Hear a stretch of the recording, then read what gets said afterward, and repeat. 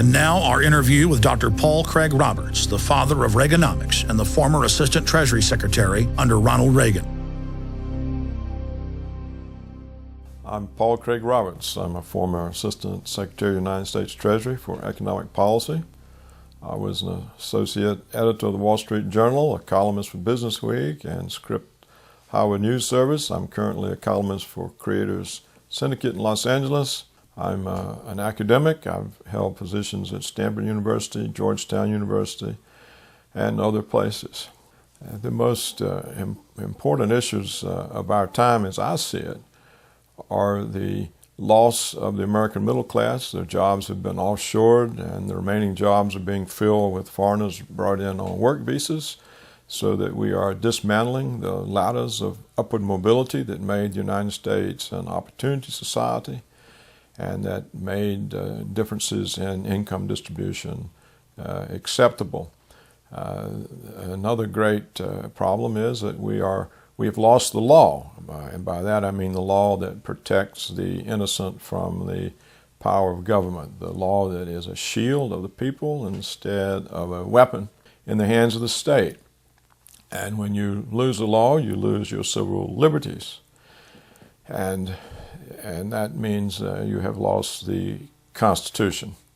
And another serious problem that we are suffering is the collection of power in the executive branch to the exclusion of the legislative and judicial branch. And so we are seeing grow up before our eyes dictatorial powers in the executive branch of the government.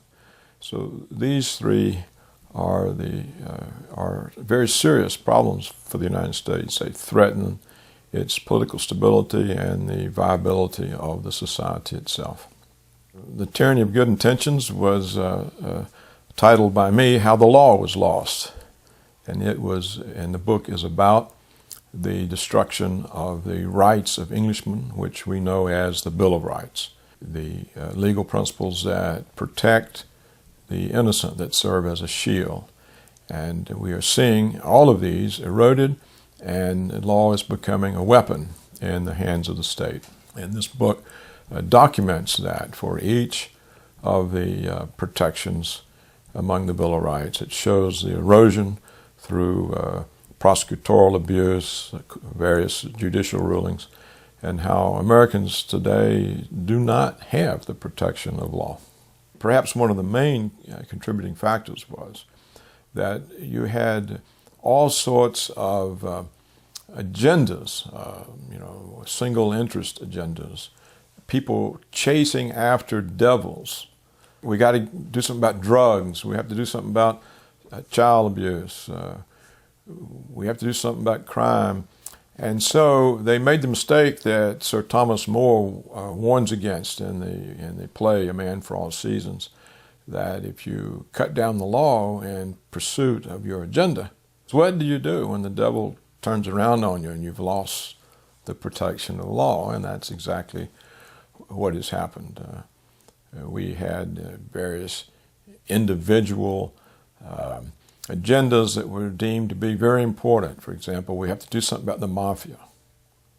We have to do something about drugs, and so on and so on. And so each one of these agendas, by pursuing it, eroded protective features in the law, and so the law was lost.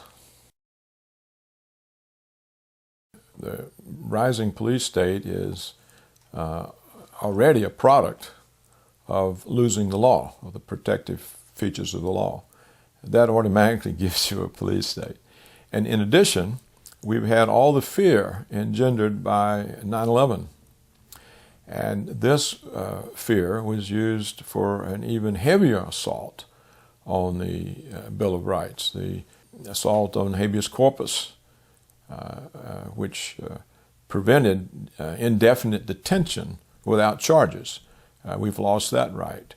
All the due process rights, all the procedural rights that make it possible to enforce civil liberties. You can tell somebody they have a right, but if you take away the procedural mechanisms by which that right is enforced, they don't have the right.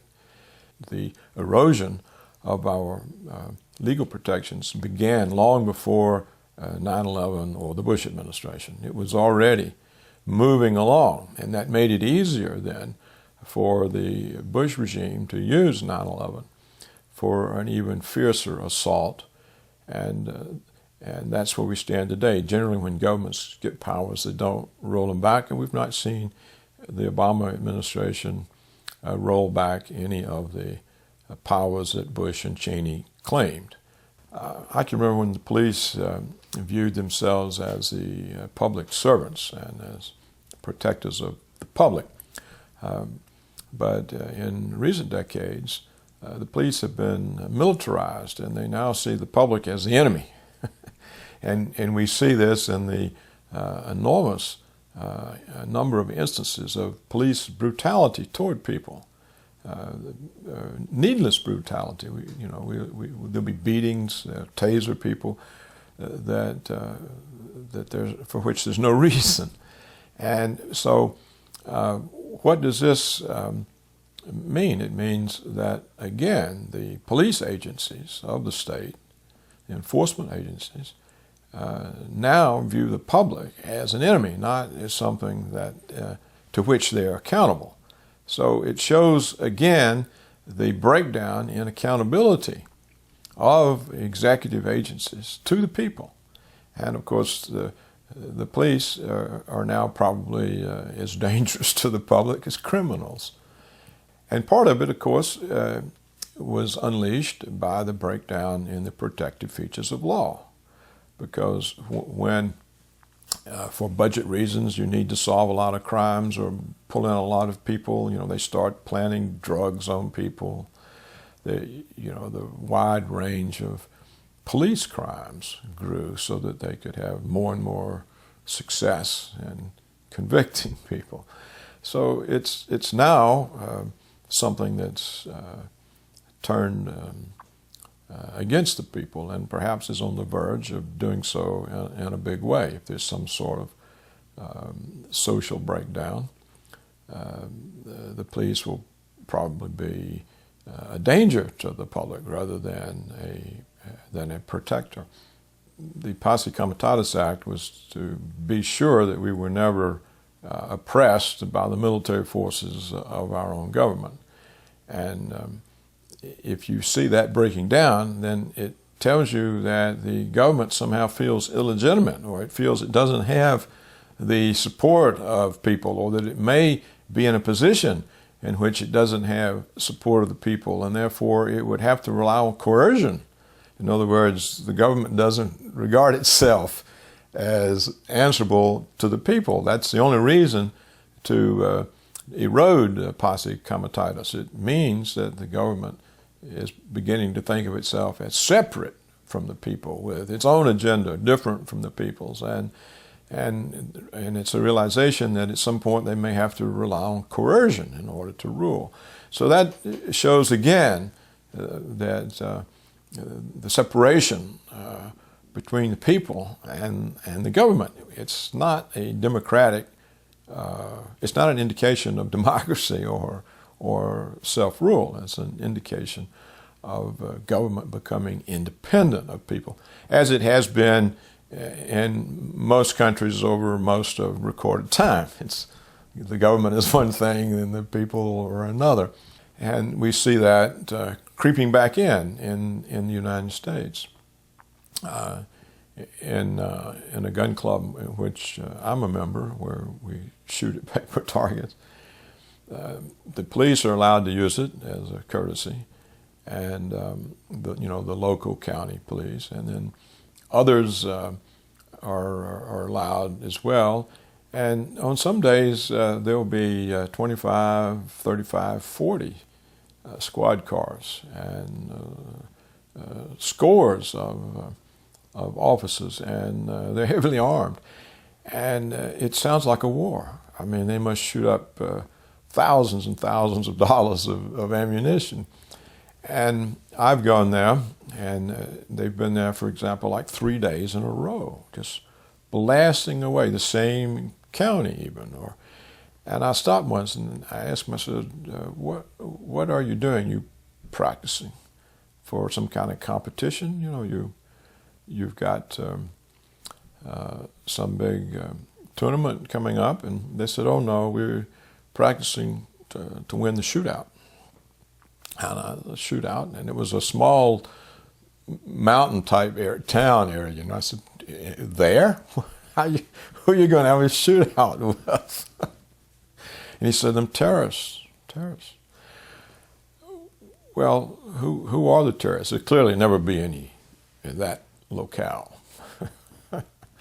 And I think they're just preparing to put down any kind of public opposition or protest that might arise. And I think that's the reason the police are being militarized. They now are equipped by the Department of Defense with military weapons. Some jurisdictions apparently even have helicopter gunships and tanks, and they've got rocket-propelled grenades, and it's an amazing array of weapons for police, which are essentially supposed to be an investigative force to solve crimes and make a case against whoever committed a crime and present it to the prosecutor. That's what the police are supposed to do. But they're becoming like an occupation force, and they're undergoing military training with military weapons. This is an enormous departure from the role of police in the United States or in any democracy. What we can say about the G20 is that it showed two things. One, that the rest of the world is losing faith in the dollar as reserve currency, because this was what was on the minds of most of the people there. Whatever the agenda was, the real agenda on everyone's mind was the dollar. We're holding all our reserves in dollars, and you're inflating it away, and we have to do something about this. We need some alternative way of settling international transactions. So I think that was an indication that the rest of the world is losing confidence in the United States and in the dollar as a reserve currency. Now, the behavior of the police shows, again, the militarization of the police, because they were very aggressive toward people who weren't causing any trouble.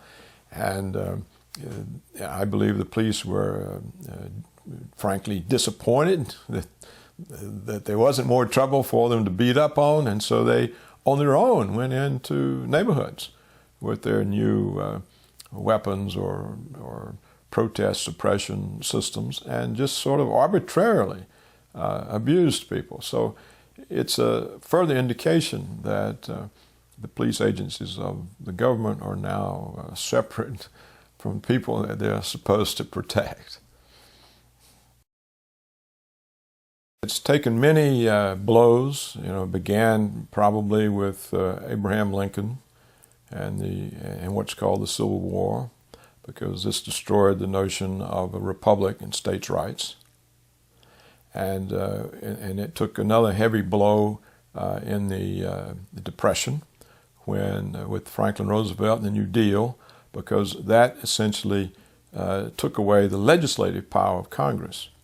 You see, it used to be when Congress passed a law, they dotted every I, they crossed every T, and the regulatory agencies, that is, there really weren't any. The executive agencies had to enforce the law as Congress wrote it. But during the New Deal, the executive branch gained the power to write the regulations that implement the law. And so, in effect, they gained the power to write the law. So that when Congress passes a bill today or a statute, what it really is it gives some executive agency the right to write the law by how it interprets it with its regulations. So Congress has lost essentially its legislative power back in the New Deal. And then what we've seen recently with the Bush regime is how Congress just acquiesced time and again into executive claims that it was the superior branch of government, and that Congress was there, but it wasn't really on an equal basis, and that the power of the president exceeded that of the power of the Congress and of the judiciary, so that you had an executive making claims that they were above the law and not bound by the law. And we saw the memos that came from the Department of Justice, John Yoo and the others, that basically said the president is not bound by the United States statutory law against torture, and nor is he bound by the Geneva Conventions that we've signed and essentially originated against torture. He's not bound by the Foreign Intelligence Surveillance Act. He can spy on Americans without a warrant, even though the law says he can't. These kinds of claims elevate the president into a dictator. And then they use signing statements and various executive orders and directives to accumulate more and more power. And it's true, no president yet has tried to exercise all these powers at once, but they're there. And anytime there's a crisis that they can hide behind to use as a justification, then you now have enormous powers that the president can claim that were totally foreign to the Constitution, to the Founding Fathers, and to most of our experience. The American Empire took on new meaning after the collapse of the Soviet Union, because even though there was a form of empire prior to that, any notion of U.S. hegemony was checked by the Soviet Union. It was a formidable military force, had huge amounts and numbers of nuclear weapons. You know, the Red Army had defeated Germany, and Europe was still terrified. So the notion that we had an empire was somewhat different compared to what was possible when the Soviet Union collapsed, because we very quickly broke all our agreements that Reagan had made with them and began behaving aggressively. And it let the neoconservatives start preaching empire in a new way, by which it means to them U.S. hegemony over the whole world. You know, that we simply rule the world. And they had not just military justifications for that, but they had these justifications that we are an exceptional people, and that we are the virtuous people.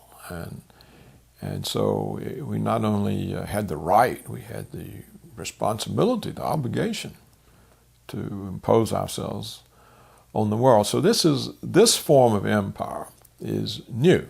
The funny thing about this new empire is it's coinciding with the beginning of large-scale jobs offshoring.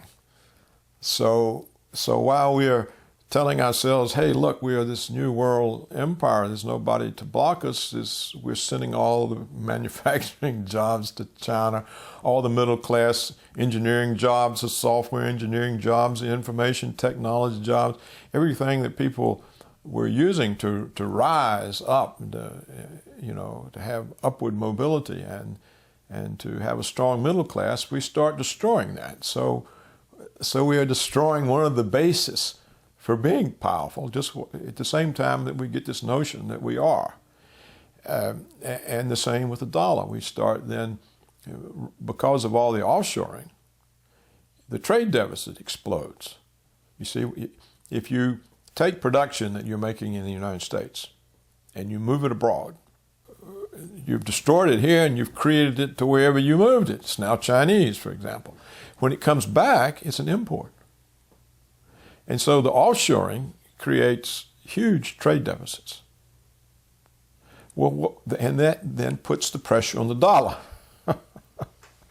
So that's the funny thing about this new neocon version of empire, that it rose up right while we were destroying the middle class, the manufacturing base, the engineering jobs, the middle class jobs, and the dollar. We're destroying the dollar in the process. Well, the only real reason that we were a superpower was that the dollar is the reserve currency, which means we can pay our bills in our own currency. We don't have to earn enough from exporting. We don't have to earn enough foreign exchange to pay for our imports. So we can run huge trade deficits because we just hand them dollars. We have simultaneously expanded our military adventures, which are also very costly and have to be financed. In fact, you could say essentially that our wars are financed by China. The Chinese, the trade surplus that the Chinese have with the United States, if recycled back into the United States, covers the cost of our wars. So how are you a superpower if your foreign creditors can cut you off just by not financing your deficit anymore? You've got no way to conduct war. We don't have the money to pay for it. The current operating budget of the United States government is 50% in the red. I mean, we probably couldn't even pay the president if the Chinese wasn't financing it, or the Japanese, or the Arab oil Emirates, Saudi Arabia, the people who have substantial trade surpluses. It's the recycling of those surpluses that finance the government, or that has been financing the government. You know, as we said earlier, the annual budget deficit is getting much larger than the trade surpluses, so there is a growing financing problem. So in that sense, the American empire that the neocons had in mind, which was a bigger, a different kind of empire than previously, an unchecked empire, that was undermined even as the ideas were being put into their heads. It was undermined by the loss of the jobs, the manufacturing base, and the beginning of serious erosions on the dollar. You know, on December the 3rd of 2009, I think it's the first time in history that 1 Swiss franc is now worth more than 1 US dollar. When I was a young man, there were 4.2 Swiss francs to the dollar. A number of years ago, I guess maybe 4 or 5 years ago, I predicted at a Brookings Institution conference in Washington that the United States would be a third world country in 20 years. And I think I'm sticking to that. Now, what could we possibly do? Here's a possible scenario to solve it.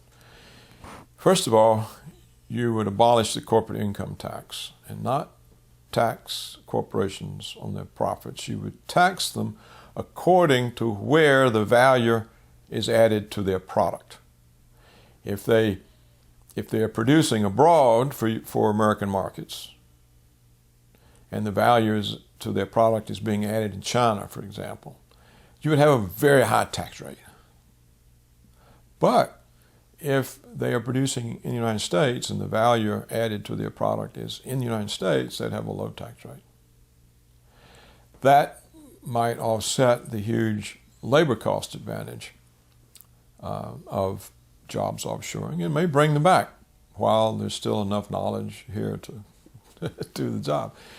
Ralph Gomory has made that proposal and I support it.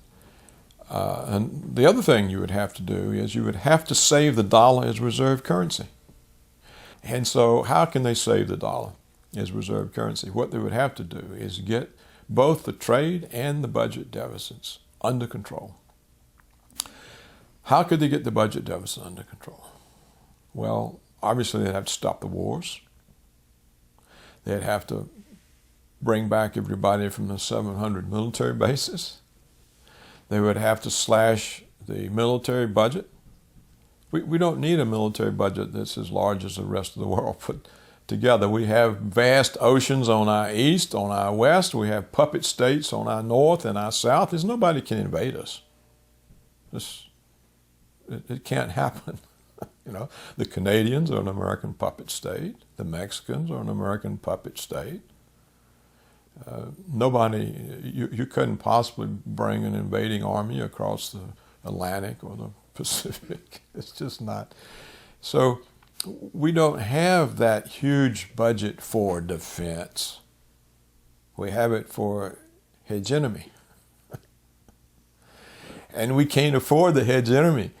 It's costing us our reserve currency status. So we could get that under control.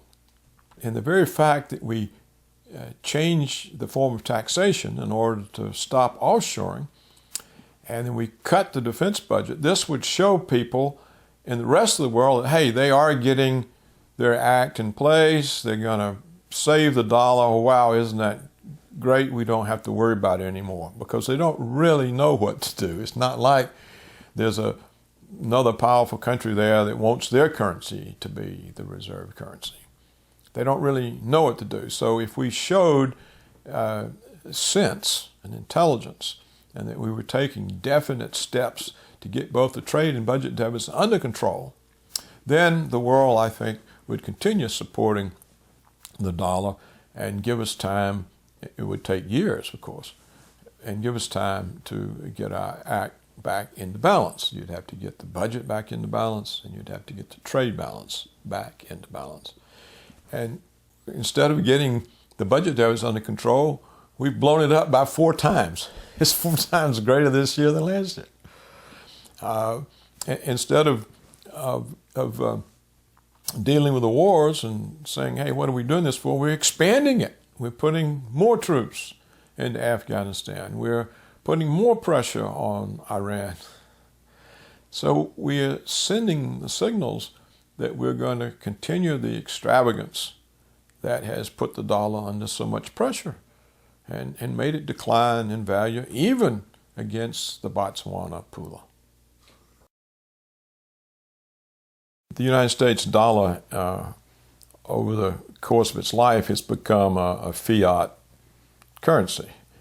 It didn't start out that way. It started out backed by gold and to some extent in different times by silver. And it therefore was commodity money. It actually could be redeemed in precious metals. Americans could still exchange paper currency for gold and silver in the early part of the 1930s, until President Roosevelt made them turn in the gold. And therefore he took the domestic economy off of gold and made it a fiat currency, except there were still a few Federal Reserve notes that were silver certificates and were backed by silver, and the coinage remained silver. As the fiat part of the currency expanded, it put pressure on the ability to maintain a silver coinage, and they got rid of that in 1968. And so that was the last of our silver coinage. They also got rid of the silver certificates that were Federal Reserve notes. And then in the early 70s, Nixon ended any gold connection to the dollar in international transactions. So between the early 30s and the early 70s, foreigners still had the right to exchange paper dollars for gold. And that was the basis on which the dollar became reserve currency, taking the place of the British pound after World War II. But as the supply of paper dollars grew and grew, the rest of the world began to see that they couldn't be converted into gold. And when the French made an effort to convert their holdings of dollars into gold and asked the United States government to take the dollars back and give them the gold equivalent, Nixon closed the gold window. And so since the early 70s, there's been no connection between the currency of the United States and precious metals. We still had a copper penny. The penny was still a commodity money, and that ended in the early years of the Reagan administration.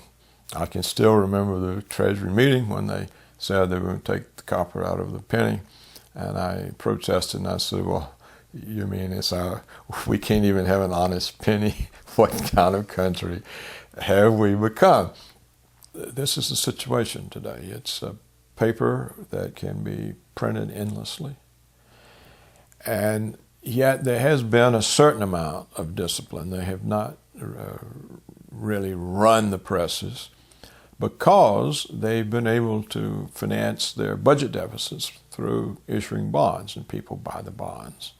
And when the American saving rate evaporated, the trading partners of the United States, who had large trade surpluses with the United States, used their trade surpluses to buy the Treasury's bonds.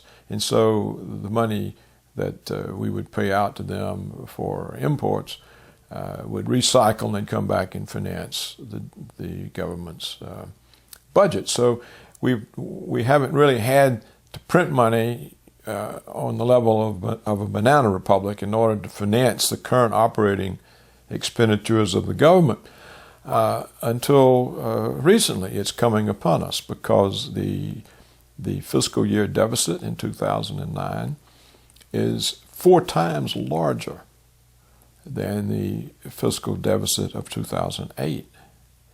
And it's much larger than the trade surpluses of our trading partners. And therefore, there's not enough dollars to recycle to finance the deficit. And the same thing is occurring in 2010. The deficit, again, is huge. And the government itself forecasts it's going to be $1 trillion a year for the next decade. So that's 2.5 times for 10 years the size of the 2008 deficit. And the rest of the world doesn't have this kind of surplus savings or surplus from their trade with the United States to buy all these bonds. So there's no way to finance them, in my view, except to print the money. One exception would be another decline in the stock market. If the stock market busts again, which it's likely to do, then people fleeing for safety will buy the bonds because that's traditional. I mean, it's habit. It's the way people behave. When they get scared of in stocks, they run and get into government bonds, and they still think the Treasury is a safe place to be. So that could finance a near-term deficit, but that'll only work once because, after the stock market crashes again, it's not likely to have a whole lot of people going back into it. So that's what we face. We face these very large deficits for which there's no obvious way of financing them except to create new money. And the way that happens is when the Treasury takes a bond, takes its new debt to auction. It says, okay, this year we've got X billion, this quarter we've got X billion of Treasuries, and submit your bids, and there are not enough bids to take the bonds, then the Federal Reserve steps in and buys them by creating checking accounts for the Treasury, and that is how they print money. All of a sudden, there's billions, tens of billions of new money created just because the Federal Reserve makes an entry in a book, and it takes the bonds and creates the money to pay for them. Now, when you start doing that, you're telling the whole world that you're printing money, and if the whole world is still holding dollars and they see that's going on, they're going to try to get out of them pretty quickly. And as they get out of them, then who's going to buy those? They're trying to sell them. Everybody's trying to sell. What happens to the price? The exchange value of the dollar is the price relative to other currencies, and it starts dropping. And so who buys them? The Fed creates more money to redeem the bonds that nobody wants. And this is why some people see hyperinflation in our near to intermediate term future, sometime within the next 5 years. Once hyperinflation starts, it moves very quickly. And if it coincides with high unemployment, you have a crisis that we've never experienced. You know, the Great Depression, when everyone was unemployed, you had high unemployment, but prices were stable or falling. To have high unemployment and rapidly rising prices, when people have no way of getting income, this is a devastating social situation. It has the possibility and the potential of destroying the society and the political order. And this receives no attention. They're not giving any attention to this. Apparently, the authorities think that they can create a whole bunch of money to overcome the financial crisis, and then they can step in and take it all back out. So it's a very serious situation and receives no attention, no debate. I'm talking about from the government authorities. There are no hearings. There's the financial press avoids it. You could say that Goldman Sachs has run the Treasury since the Clinton administration. You had one Goldman Sachs CEO who was Secretary of the Treasury, and with Bush, you had another Goldman Sachs CEO who was Secretary of the Treasury, and now with Obama, we have a protege of Goldman Sachs as Secretary of the Treasury.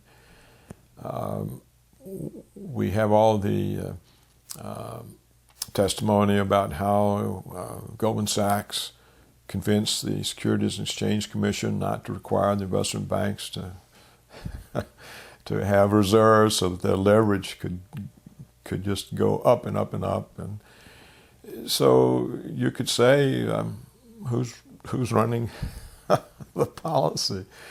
Or interests whose short-term interest is enriched at the expense of the long-term interest of the country. Now, whether they know that or not, or whether their time horizon is just very short, that it's this year's bonus, and at all costs. And we're a superpower, and we're full of hubris, and everybody will bail us out and do what we want, and why do we have to worry about it? We're getting it now. It could be that sort of a mentality, you know. I don't know. When was it that the Romans realized that they were finished? You know?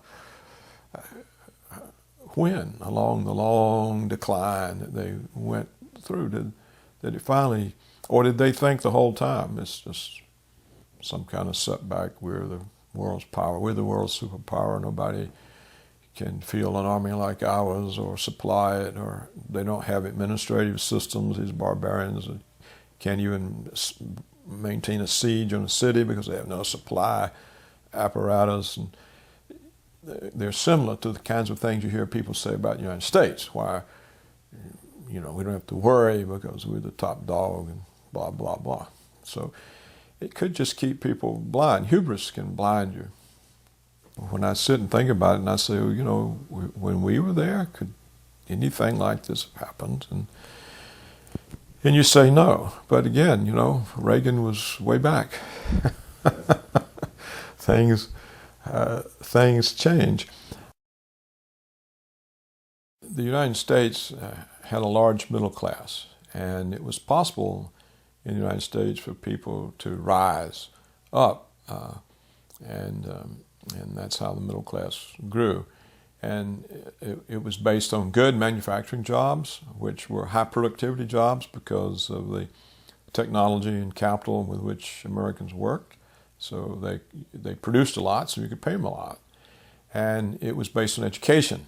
And we have all these huge numbers of colleges and universities and a very large percentage of people who went through university. Now, when you take the jobs that those people used to go into and you move them offshore, or you have them fulfilled by foreigners who send in the work over the internet, or you discharge your own workforce and bring in foreigners on work visas, then you have ended the ability of people to rise. You have destroyed the value of an education because the jobs that people were used to taking are no longer there for them. They've been moved offshore or filled with foreigners on work visas. And so you undermine the strength of your own society, and that's what we've done. Now, why did this happen? It's a result of two things. One, the collapse of world socialism. When the Soviet Union collapsed, the whole notion of socialism collapsed. China gave it up. India gave it up. So suddenly, the vast underutilized populations in India and China were available to American capital or any first world capital. Previously, an American company couldn't go into China and produce for the American market. The Chinese wouldn't hear about it, and you couldn't do it in India either. This opened up the extreme numbers of Indians and Chinese to work for American firms. And American firms said, hey, look, if we move from Illinois or Michigan or wherever to China, we can hire labor at a tiny fraction of the cost. Plus, we don't have other problems. There's less regulation. The government's not on our back all the time, the unions and blah, blah. So the collapse of world socialism was important. The second thing that was important was the rise of the high-speed internet. Because the high-speed internet lets intellectual work, lets engineering work, software work, design work, even radiology. You know, now the hospitals send the CAT scans or the MRIs to India to be read because they do it for $20 and they don't have to pay the American trained doctors to do this. So all sorts of intellectual work that used to provide good jobs, you know, really comfortable salaries, good careers for Americans can now be done anywhere in the world, sent in on the internet. And then the remaining jobs that are still here, the corporations have learned they can bring people in on work visas and supplant their own workforce. And they don't have any obligations to these people on work visas. They don't have any pension obligations. They don't have any career obligations. And so it's a way to greatly increase the profits of firms by minimizing labor costs. So that's what made it possible. Now, what pushed for it? Well, Wall Street. Wall Street pushed the firms to enhance shareholder value, that is, to drive up the share price. And you drive up the share price by driving up profits, and you drive up profits by driving down labor costs. And so the pressure from Wall Street on firms and also from takeovers. There are all sorts of shareholder activists who would descend on a firm and say, we can run this firm better than the current management. We're going to vote for us. Take us, make us the management, get rid of the old management. We're going to do better. It's another reason for them to move their production offshore, because profits go up. And then you had Congress, which in its great unwisdom passed a law that that an executive of a corporation, their pay, their salary was capped at $1 million a year. And if you paid them more than that, it could not be treated as a business expense and deducted from profits, unless it was performance-based. And performance-based, again, means did profits go up? So the whole system then gave the incentive to the managers to move as much offshore as possible. And once it started, of course, Walmart then told all of its suppliers, meet the Chinese price. These are the things that it destroyed the prospects for the middle class. And of course, by taking away the value of an education, sooner or later people are going to realize, what am I paying all these tens of thousands of dollars for an education when I get a job as a waitress or a bartender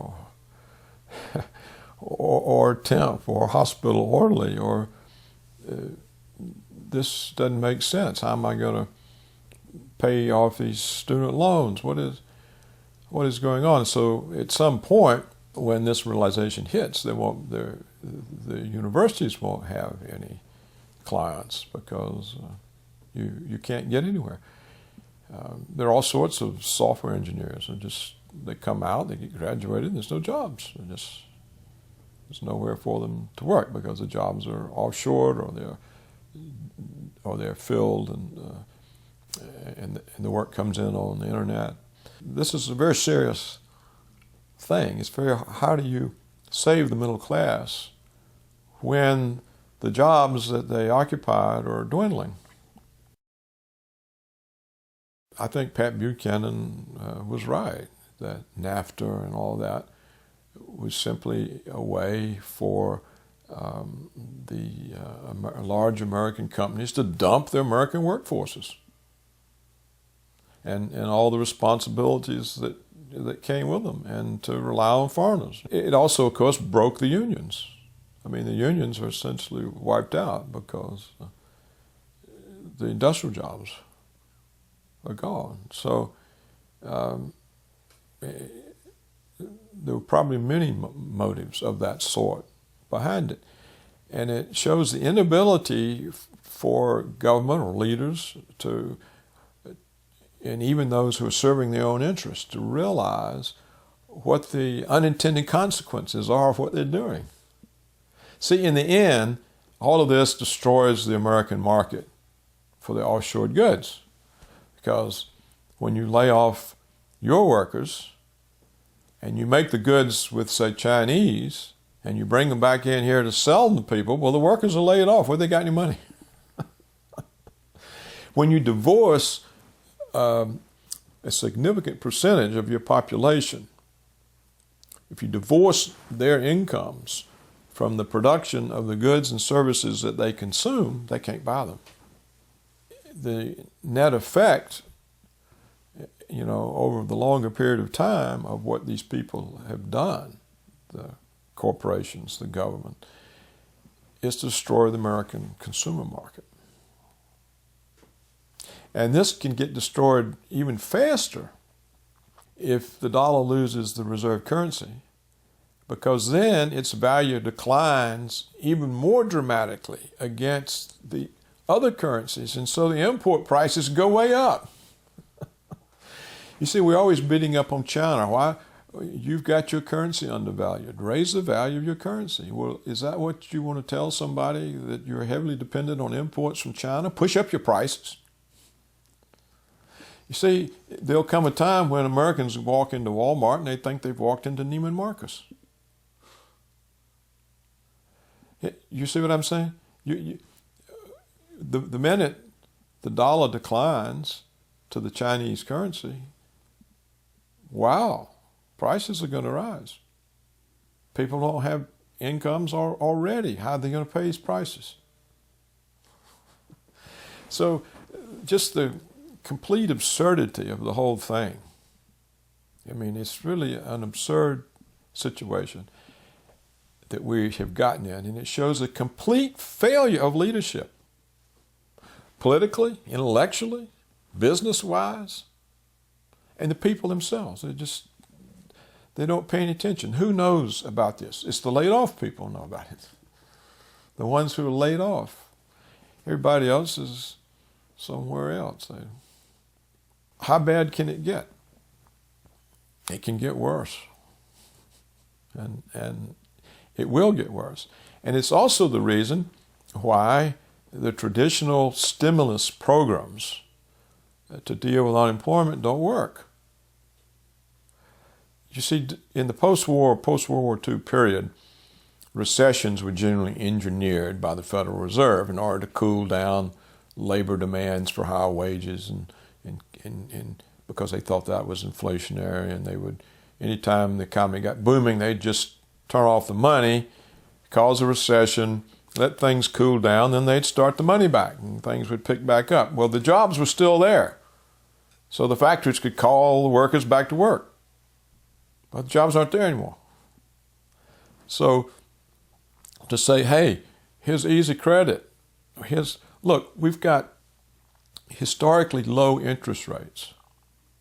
We've got historically high budget deficits. Both of these things are considered to be major stimuli to the economy. And yet nothing's happening. Nothing is happening. And why? Because the jobs aren't there. Certainly over the course of its history, the Federal Reserve has caused a lot of problems. For example, right after it was created, it caused the Great Depression. It didn't do it on purpose, but it failed in its responsibility to be the lender of last resort to the banks. And when the banks were failing because of runs on the banks and the inability to call in loans fast enough to pay off depositors, it was a responsibility of the Federal Reserve to get up carloads of cash and rush over to the bank and deliver it so they could pay off the customers and stop the runs. And as the banks failed, the money supply shrank. You know, every time a bank failed, in those days, there was no FDIC, no guaranteed deposits. So when a bank failed, the money supply shrank by the amount of the deposits in the bank. So there were a lot of bank failures, so the money supply was shrinking. And the Federal Reserve did take expansionary actions. They just never took them enough to offset the shrinkage. They misjudged, or they didn't know what they were doing, or something. But the net effect was the supply money shrank. You know, by 25%, by a third. Well, if the supply of money shrinks, you can't maintain the same level of purchases and employment. And so when you shrink the supply of money, you shrink sales, you shrink employment, you get unemployment, you get falling gross national product. And that's what happened.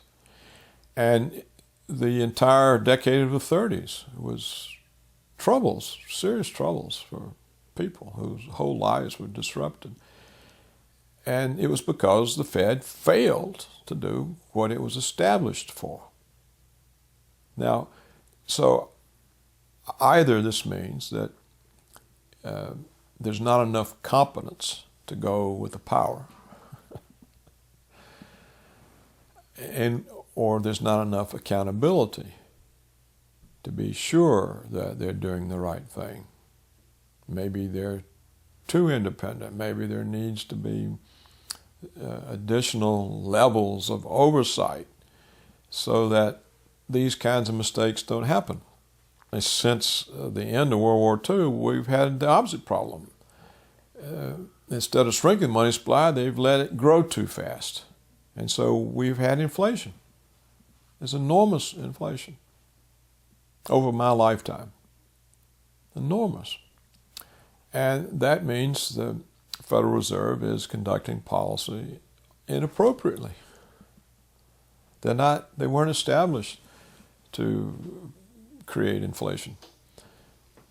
You see, if you've got 3, 4, 5, 6% inflation year after year after year. It compounds. And the value of the dollars ends up worthless. You can be very critical of the Fed. You can say it's done far more harm than good. The reason they made it independent was they didn't trust the government not to manipulate it. But you can't trust the government, that's for sure, but you can't trust anybody with unaccountable power. So you have the same problem. And I think what it really comes down to is anytime you have unaccountable power, then you have a greater range for misbehavior, a greater range for mistakes that go unrecognized and uncorrected. And this is a cost for the system.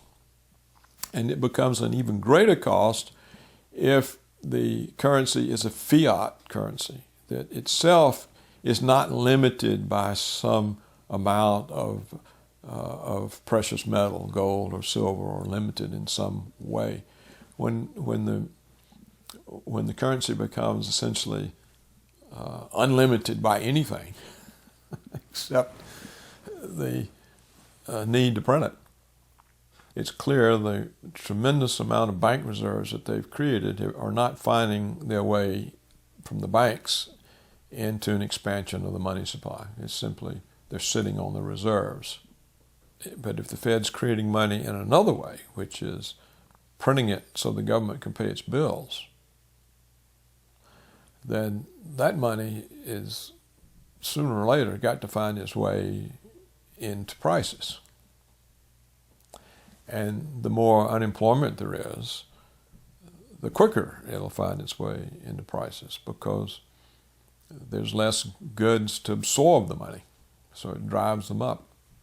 The Federal Reserve published in April of 2008 that the existing money supply, by which they meant currency in circulation and checking accounts, was 1.4 trillion.